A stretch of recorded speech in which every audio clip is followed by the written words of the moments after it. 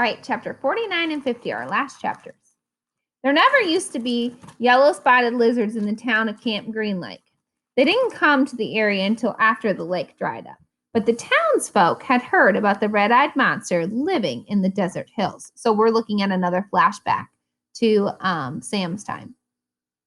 One afternoon, Sam the Onion Man and his donkey Mary Lou were returning with his boat, which was anchored just a little offshore. It was in late November, and the peach trees had lost most of their leaves. Sam, someone called. He turned around to see three men running after him, waving their hats.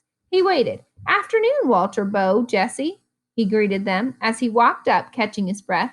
Glad we caught you, said Bo. We're going rattlesnake hunting in the morning. We want to get some of your lizard juice, said Walter. I ain't scared of no rattlesnake, said Jesse, but I don't want to come across one of those red-eyed monsters. I'd seen one once, and that was enough.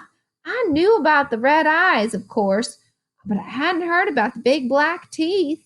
It's the white tongues that get me, said Bo. Sam gave each man 2 bottles of pure onion juice. He told them to drink 1 bottle before bed that night, and then half a bottle in the morning, and then half a bottle around lunchtime. You sure this stuff works? Said Walter. Tell you what, said Sam. If it doesn't, you can come back to me the next day, and I'll give you your monies back. Walter looked around unsure, as Bo and Jess laughed. Then Sam laughed, too. Even Mary Lou let out a rare hee-haw. Just remember, Sam told the men before they left, very important that you drink a bottle tonight. You got to get it into your bloodstream. Lizards don't like onion blood. Remember, the lizards didn't bite Zero and Stanley. They were hungry because they ate the tarantula. What had Sam and Zero been eating? Onions. Stanley and Zero sat in the back street of Mrs. Marengo's BMW. The suitcase lay between them. It was locked. They decided to let Stanley's father try and open it in his workshop. You don't know what's in it, do you? She asked. No, said Stanley. I didn't think so. The air conditioning was on, but they drove with the windows open just as well because, no offense, but you boys really smell bad. Mrs. Marengo explained she was a patent attorney, helping her father with a new product he invented. He happened to mention your situation, and I did a little investigating. Clive Livingston's sneakers were stolen sometime before 3:15. I found a young man, Derek Doone, who said that it was 3:20. You were in the bathroom fishing your notebook out of the toilet. 2 girls remember seeing you come out of the boys' room carrying a wet notebook. Stanley felt his ears redden. Even after everything he had been through, the memory still caused him shame. So, you couldn't have stolen them, said Mrs. Marengo. I didn't. He didn't. I did, said Zero. You did what? Said Mrs. Marengo. I stole the sneakers. The lawyer actually turned around while driving and looked at him. I didn't hear that, she said, and I advise to make sure I don't hear it again. What did your father invent? What did my father invent? Stanley asked. Did he find a way to recycle sneakers? No, he's still working on that, explained Mrs. Marengo. He invented a product that eliminates foot odor. Here, I got you a sample in my briefcase. I wish I had more. You 2 could bathe in it. She opened her briefcase with one hand and passed a small bottle back to Stanley. It was fresh, somewhat spicy smell, and handed it to Zero. What's it called? He hasn't come up with a name yet, said Mrs. Marengo. It smells familiar, said Zero. Peaches, right? Said Mrs. Marengo. That's what everybody says. A short while later, both boys fell asleep. Behind them, the sun turned dark, and the first time in over 100 years, a drop of rain fell on the empty lake. Part 3. Filling the Holes. Chapter 50. Stanley's mother insists that there never was a curse.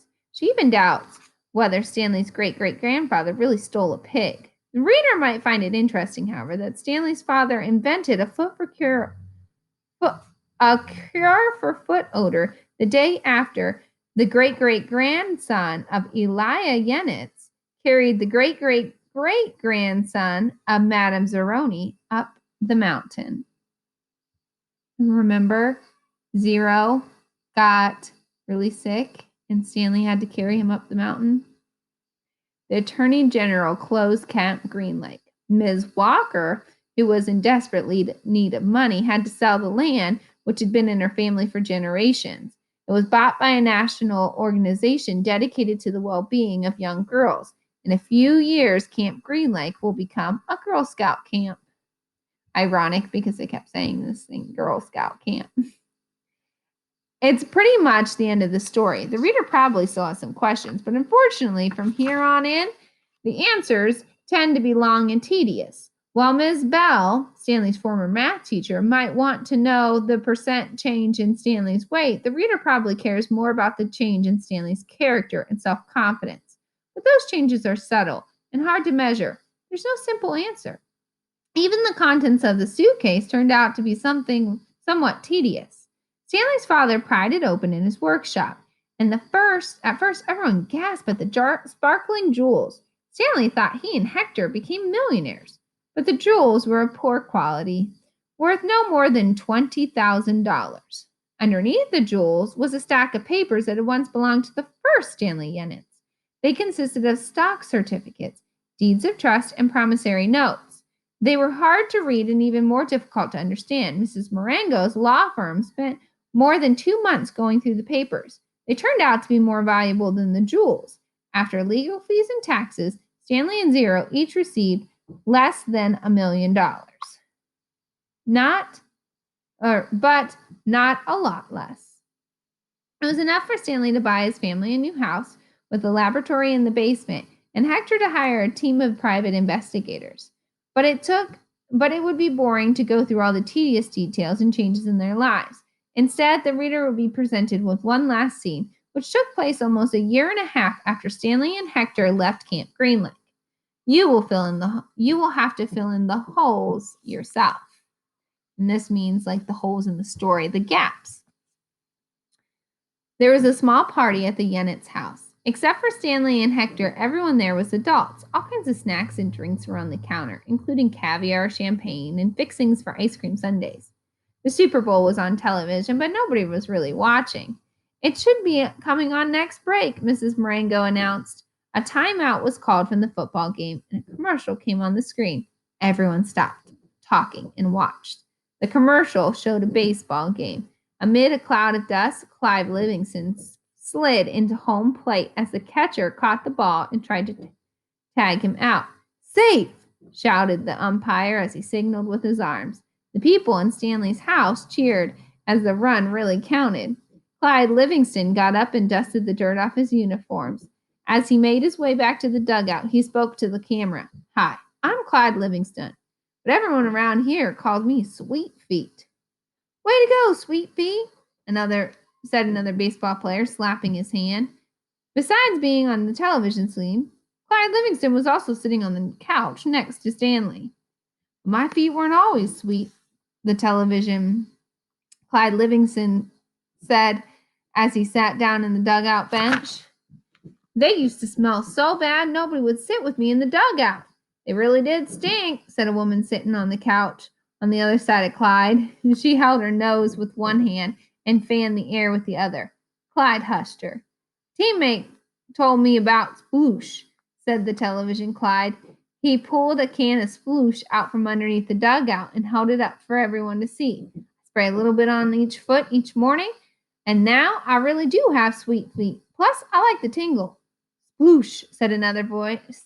Treat your feet. Made with natural ingredients. It neutralizes foot-causing fungi and bacteria. Plus, you'll like the tingle.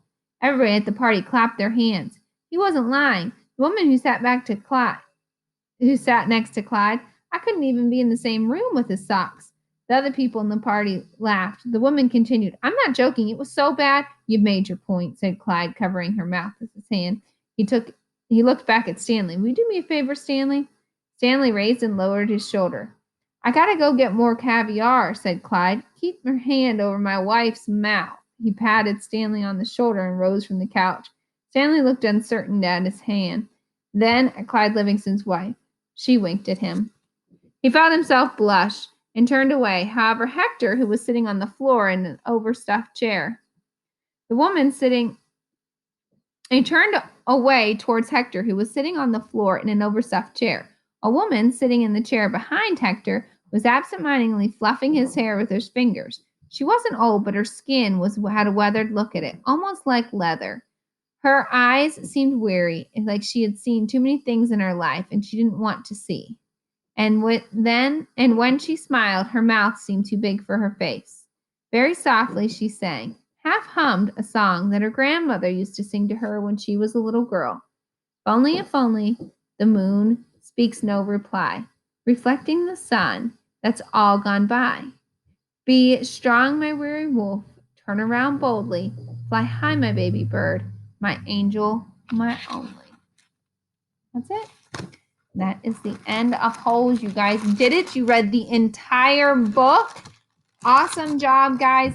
You don't have anything else today because this was a little bit longer. Tomorrow, you have a project, which I'll talk about more tomorrow, that you'll do Thursday and Wednesday.